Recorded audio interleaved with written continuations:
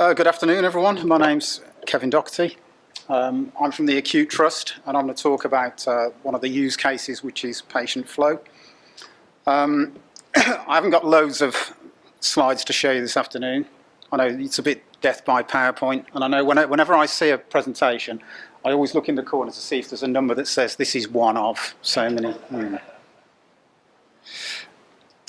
Touching on something Neil mentioned earlier about the using the fire service to take his family somewhere. It was probably around 12 months ago, if I remember. There was a lady that was brought to the hospital in a fire engine who was pregnant. And the reason that happened is there were no ambulances around the Worcester area because they were queued up outside our emergency department. And these are the pictures you've probably seen on the news over the past few months. And why does that happen? That happens because the hospital gets clogged up. The ambulances aren't there because the drivers are stopping for a cuppa. They're waiting to hand over patients to the emergency department, which is full and cannot take any more patients. The corridors are full, and obviously we have limited room, we have limited staff, and it becomes dangerous where there are too many patients with staff trying to treat them. And the reason they're stuck on corridors is because we're waiting for beds around the hospital, and the reason we're waiting for beds is because there are patients that are stuck in the hospital waiting to move on. Typically, these are elderly patients with very complex care needs, and we refer them on to an organisation known as the Patient Flow Centre. We work very closely with Worcester Council, and then there are pathways that send them off either home with care packages or off to nursing homes and different accommodation. And this, I won't go through every single one, but this is sort of a kind of flow of basically what happens. So there is a referral process when we identify somebody who's medically fit to go out of the hospital to be discharged, and then they're sent across to the Patient Flow Centre. So that starts a whole chain of events that trigger things that happen, and there are various teams that get involved, to sort out the best place for this patient to go. There are different pathways. A pathway 1, as I've mentioned there, is where a patient goes home with a supported care package. Pathways 2 and 3 tend to be into nursing homes. I'll jump onto the next slide because it will help. What happens at this point, once that referral is made? There's a whole series of communications that go on. At Worcester County Council, they're at the top. They use a system called Framework I, which is basically a sort of workflow system, and they'll record details of these referrals. Within the trust, we have what we call PAS, which is our patient admin system. The PFC staff, they use an Excel spreadsheet. Spreadsheets have already been mentioned, and they're still very much part of what we do. And we have GPs that tend to use a system known as EMIS. Okay, so what we've then got, you see as you go around the circles, we've got the patient, the patient's family, the brokerage team. Those are the people who liaise with the various care homes and talk money at times to sort out availability of beds and so on. We've got a fairly new frailty assessment unit at the Alex Hospital. We've got GPs, and there's a whole heap of emails, faxes, meetings, telephone calls, texting probably for all we know, that's going on between all these different staff groups. And this really, it's all about this sharing of information. We do it, but we do it quite badly at the moment.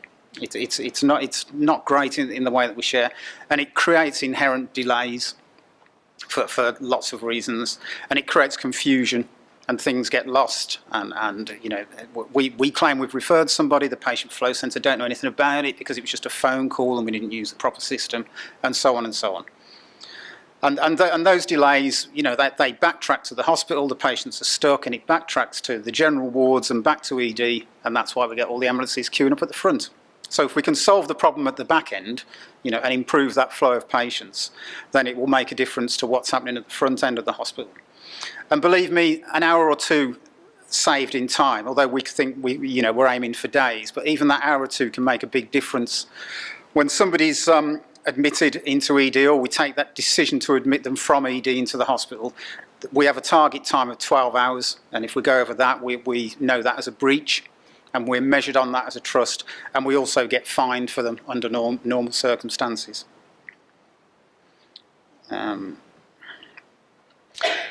So our plan of bringing this all together really is looking at those 3 key systems. I've drawn a line in between the 3 and the EMIS system, because that's not yet in scope for what we're doing, and it's going to be a bigger battle getting data out of the GPs, we know, having tried it in the past. But the idea was to create sort of a portal system which surfaces all this data from the 3 separate systems, from the 3 organisations, i.e. Framework, iPAS, and the Excel spreadsheet. And I say Excel spreadsheet, it's quite a complex spreadsheet. It's not, don't get a vision of something that's very simple. But it is very manual, and there's lots of rekeying of information. So imagine our referral across to the PFC, we've got things like the patient name, address, their GP, NHS number, and so on, and all of that is rekeyed into a spreadsheet when it arrives at the patient flow centre. A bit ludicrous in this day and age, really. We need something that everyone's got, is easily accessible, that everybody can see. We don't want to tie it down with hundreds and hundreds of levels of security and usernames and passwords and PIN numbers and smart cards. We want the relevant people to be able to see this data as much as they need to see, really, so that it answers the questions. And we also need it in near real time, which is important. So the flow of data that you'll see in the system itself, it gets updated at the moment around every hour. And we can increase that if we need to. And obviously we need it to be secure, and we need it to be auditable.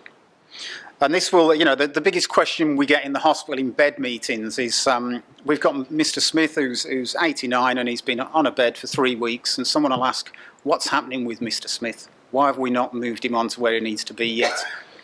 And this is the system that will answer those questions and give an update as to where the delays might be or what we're waiting for, and so on.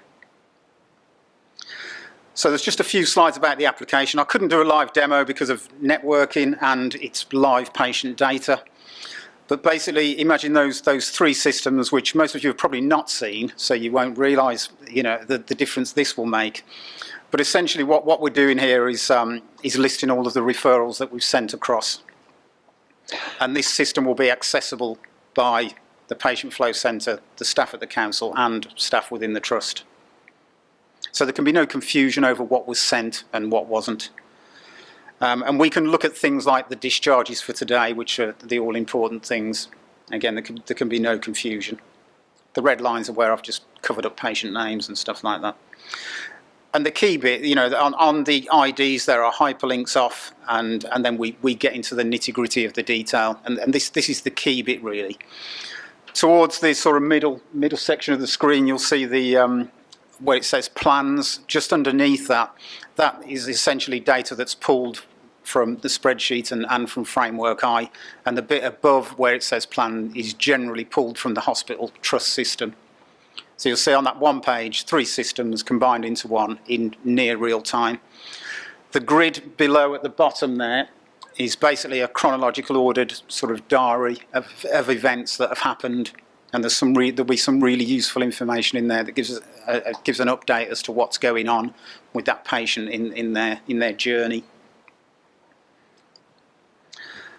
So the benefits, it's all about flow, and it's all about that timely information. It's much safer and secure. I don't need to tell you that sending a fax in this day and age with patient data on is just ludicrous, really. And they do get lost. They do get sent to the wrong number. It's a single version of the truth, so we avoid that conflict and confusion. We can reduce the number of calls and emails that are sent and delays.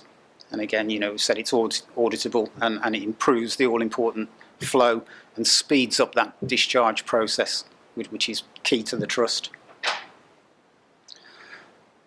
There's a slide I did miss off, actually, but we were going to talk about, or I was going to talk about some of the issues we faced. I didn't want to get into all the technicalities, but we had some issues around IG. We had to iron out those, and that's been covered. So we have a good IG leader at the trust, and she liaises well with people at the council, and we got the data sharing agreements in place. I was hoping, in looking into this, that we could somehow come up with one sort of global overarching data sharing agreement. but you can't. And I think they tried this in Leeds, and with their sort of, I can't remember what it's called, their electronic record. I spoke to a guy up there who reckoned they'd got through over 200 different separate agreements, you know, in terms of sharing data. And the other thing was around the sort of time that we need to commit, really. I mean, the plan for this is to pilot in the middle of March. So we've done some demonstrations to our staff, and I've spoke to some people at the Patient Flow Centre, but the pilot will go in the middle of March. We've got a bit of technical tweaking to do around the data feeds. We're having a slight problem with the framework iFeed, but it's nothing we can't overcome. And it was just about that, you know, investing that time. It's difficult, you know, at the moment what we haven't got is a dedicated team to WODA. There's only really Neil who's got the time to spend on this full time. For the rest of us, we have day jobs as well that we need to do. You know, so it was putting that time aside. But we have got that link in place, which is great, and that opens up other opportunities. So another thing as a trust we'd be interested in is children at risk, vulnerable adults. But the possibilities are endless, really.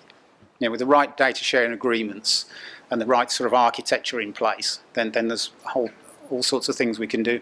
And that's just between the Trust and the Council. There's obviously all the other agencies that we can look into going forward. And I think that's me done. Thank you very much.